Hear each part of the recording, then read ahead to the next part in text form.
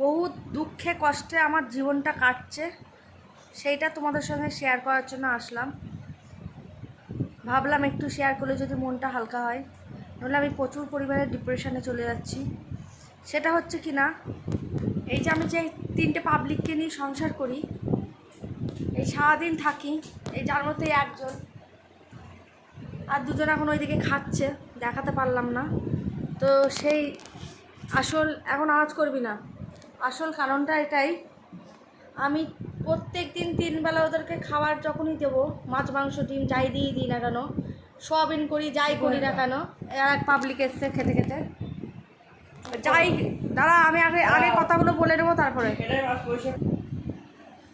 যখনই যাই রান্না করি, যাই খাবার করি, যাই কিছু করি, যা কিছু এনে দিই, যাই হোক না কেন।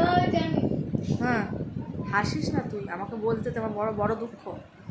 তো আমাকে সব সময় টেনশন হয়ে ভোগ করতে হয়। কেন এটা করবো, কী কারণে? তোমরাই বলো কী কারণে? যদি খাসির মাংস হয় তাহলে সাইজ দেখে 3খানা সাইজ, আমার এক লেভেলের সাইজ আমাকে কাটতে হবে। খাসি আলো যদি না কেটে দেয় তাহলে আমার গদ্দান গেল। ওইখানে খাবার যখন বাড়বো দাঁড়িয়ে দাঁড়িয়ে দেখবে কার সাইজটা বড়। কারোর যদি আরাম থান মাংস হয়, অল্প করে হালকা চর্বি করা আছে, সেই রকম মাংসই আমাকে খুঁজে বের করতে হবে 3টে। যদি তুমি না পেয়েছো তাহলে একজন বলবে ওকে ভালোবাসো আমায় ভালোবাসো না, আর একজন বলবে ওকে ভালোবাসো আমায় ভালোবাসো না। এ কি সহ্য করা যায়? আচ্ছা হলো, মুরগির মাংস 3খানা ঠ্যাং আনতে হবে, সেই 3খানার মধ্যে রুগা দেখবে না, তোমার ডিফেক্ট দেখবে না, কিচ্ছু দেখবে না, এক সাইজের মাল হতে হবে। যদি একটা মোটা সোটা হয় ঠ্যাং, আর একটা ওই যে রিকেট হয়, হবে না। এক রিকেট হলে 3টে রিকেটই আনতে হবে, রুগা হলে 3টে রুগাই আনতে হবে। হ্যাঁ, এখন আমি চিংড়ি মাছ দিয়েছি, আজকে চিংড়ি মাছের রান্না হয়েছে।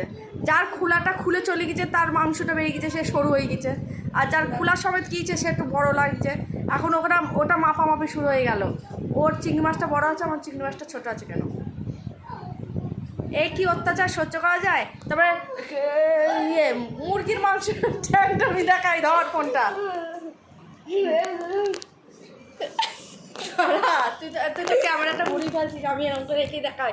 একটু ওয়েট করো, তোমাদের দেখাচ্ছি আমি, হাসবে না কেউ, আমার বড় দুঃখ। মুরগির মাংস ঠ্যাং দিয়ে সাইড দিয়ে যদি ঠ্যাং বেরিয়ে থাকে, বা 4টে 5টা পা থেকে 6টা পা হয়, সেই 6টা পা ওলা ঠ্যাংই আমাকে আনতে হবে 3টে। যদি না থাকে তাহলে কি করবা? তাহলে তোমার গদ্দান চলে গেল, মানে আমার বাড়িতে থাকা খুব মুশকিল হয়ে গেছে, বুঝতেই পারছো গাইজ। তারপরে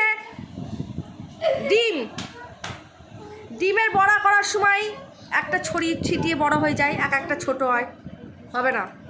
ওরটা ছড়িয়ে বড় হলো, তার মানে 2টো ডিম দিয়েছে ওরটাই, আমারটা ছোট হয়েছে, আমার একটা আছে। কি করে প্রমাণ করব বলো যে ওরটা একটাই আছে? হবে না, এসব চলবে না। একটা ডিম ভুল করে ফাটিয়ে ফেলেছে, মা আজকে ডিমটা আমি ফাটাবো, ঠিক আছে ফাটা। পরেক্ষণে চলে এসছে, আমার ডিমটা কেন তুমি করলে, আমিও ফাটাবো। ফাটিয়ে ফেলেছো, হবে না, এক্সট্রা ডিম করে ফেলো, ওইটাও ফাটিয়ে আমি করবো। তাহলে কি করবো বলো? রাত্রির 12টার সময় খিদে পেয়েছে, বড়জন বেশ পেট ভরে খেয়েছে, ওর খিদে পায়নি। মেজোজন খুব একটা খায়নি, ওর খিদে পেয়ে গিয়েছে। তাহলে এখন কী করা যাবে? আমাকে বললো মা ম্যাগি করে খাবো। হ্যাঁ, তা তোর তো খিদে পেয়েছে, কিছু খাইনি রাতে, ঠিক আছে। ও ম্যাগি করলো কেন? আমার পেট ভরা থাকলে আমি বমি করবো, তাও ম্যাগি করে খাবো। তাহলে তুমি বলো এটা কি ভাবা যায়? ম্যাগি করে খেয়ে ফেলবে, মানে খেতে পারবে না, তবুও ম্যাগিটা করে খাবে, যেহেতু ও খেয়েছে, ভাগের ভাগ। এই সব পাবলিক নিয়ে আমি কি করে ঘর করি? তোমরা যদি কিছু জেনে থাকো এর থেকে আমার সব, হ্যাঁ গাইস, আমার সব এড়িয়ে যাচ্ছে, আমার কথাবার্তা সব এড়িয়ে যাচ্ছে। এর থেকে বাঁচার যদি কোনো উপায় তোমরা জেনে থাকো অবশ্যই আমাকে কমেন্ট করে জানিও। আমি বড় দুঃখে আছি। আর এরকম মায়ের মুখে এখন ছেলে কামড় দিলাম, সব বলা চলবে না, তোর চুপ কর একটু। ওকে কোন দিন এইভাবে মেরে ফেলে মার্ডার করে দেবে বলছি বলে মুখে এই দিয়ে দিচ্ছে। ওর বাবা তো বোঝে না, বা মনে করো আমি কি সুখে থাকি ছেলেপিলে নিয়ে ঘরের মধ্যে, আমার যে কি কষ্ট বুঝে যাবে না। লাক্স সাবান যদি গোটা ভাঙি প্রথম ও নেবে না ও নেবে, এই নিয়ে অশান্তি। একবার মাগলে ক্ষয়ে যাবে, আমি নেবো না ওরা, দুটো একসঙ্গে সাবান মাগতে হবে। আমি পুরো ভিখারি হয়ে গেছি গাইস, আমি মরে গেলাম, আমি পারছি না, আমাকে একটু বাঁচাও তোমরা। তুমি কি খালা? এই আর একজন এসছে, এতদিন বুঝতো না, এখন বুঝে গিয়েছে। এই রিমোট নিয়ে মারামারি হচ্ছে, ভাবছে আরো দুটো রিমোট আমাকে টিভি কিনতে হবে। আমি পালা করে দিয়েছি হেডটেল করে, আজ ওর কাল ওর পশু ওর, যখন ভুলে যাবে তখন বলবে কালকে আমার নিয়ে নি, তুই নিয়েছিস। ও বলবে ও মা ও নিল না, আমি তো ভুলেই গিয়েছি কে নিয়েছিল। সেইখানে আমি তখন কী করবো, একজনকে ঠেকানোর জন্য আরেকজনকে মিথ্যে কথা বলতে হয়। মিথ্যে কথা বলেও আমি বাঁচি না, বাধ্য হয়ে কখনো আমি ঘর থেকে বেরিয়ে চলে যাই, তোরা থাক আমি চললাম। আর বলো না গাইস, আমি মরে গেলাম, আমাকে বাঁচাও তোমরা, নাই আমাকে কেউ পোষানি না, আমি চলে যাবো।